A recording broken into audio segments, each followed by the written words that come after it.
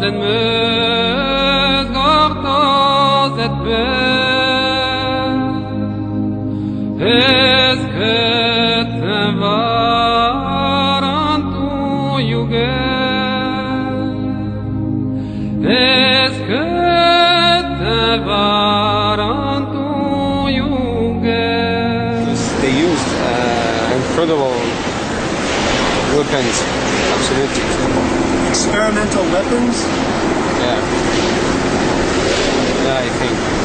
Yeah, they shoot the boss. We saw the boss as like a cloth, like a wet cloth. It seems like a Volkswagen. Big boss, like a Volkswagen. This testimony was reported to American filmmaker Patrick Dillon a few weeks after the battle for the airport.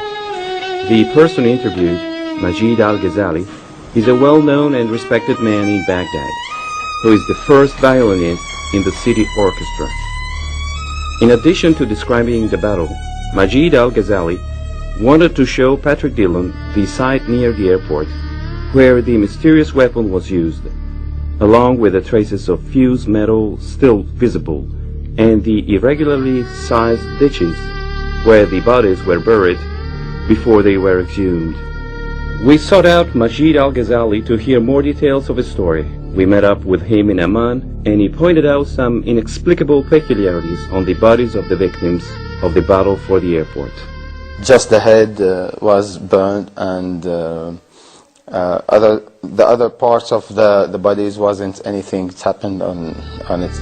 Al-Ghazali reported that he had seen 3 passengers in a car, all dead, with their faces and teeth burnt, the body intact, and no sign of projectiles. There wasn't any bullet. I saw they teeth, just their teeth, and no eyes.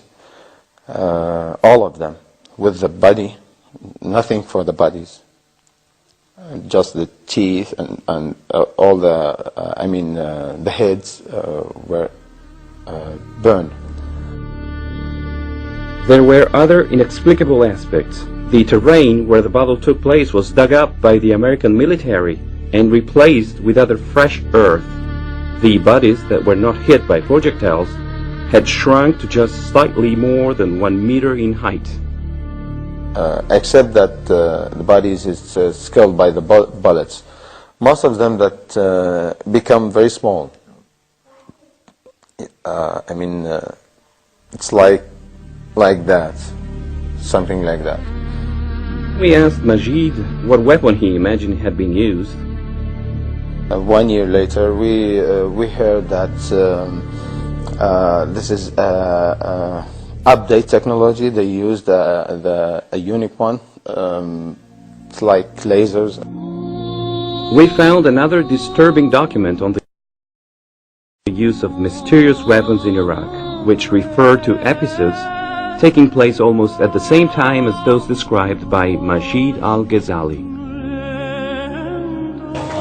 26 in the past, about 20 of them, some of them have no head, the head being cut.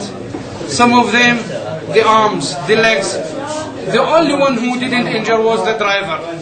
And really, I don't know how he reached our hospital, because one arm was in his lap, one head beside him. It was a very, very strange, horrible thing.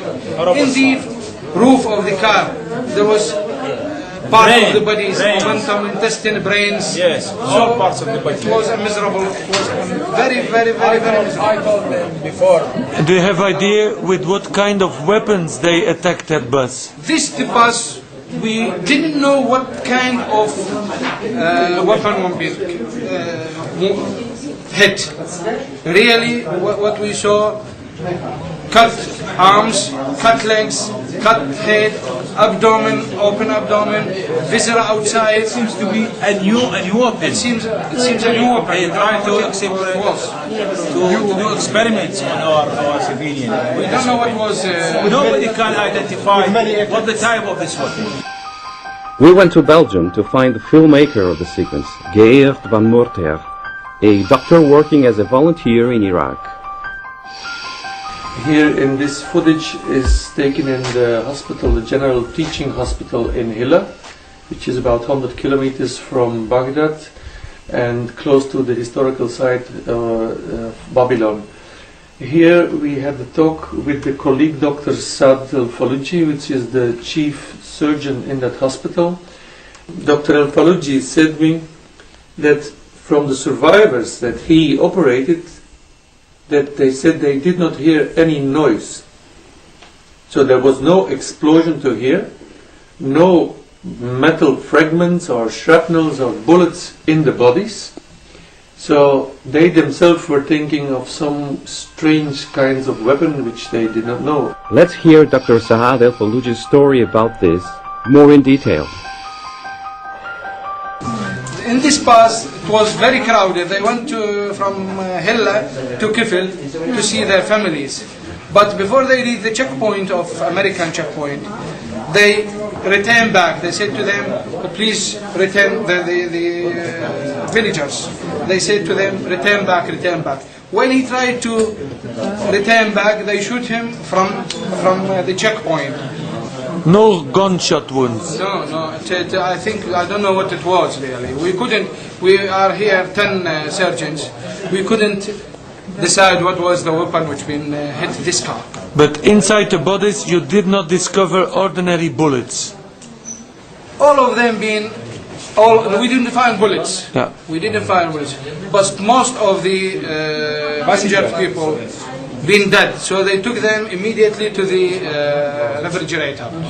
We couldn't dissect and see. But those who are alive, we couldn't find any kind of shells. We didn't find shells inside their body. Something cutting organs, cutting limbs, attacking the neck, attacking the abdomen, and goes out.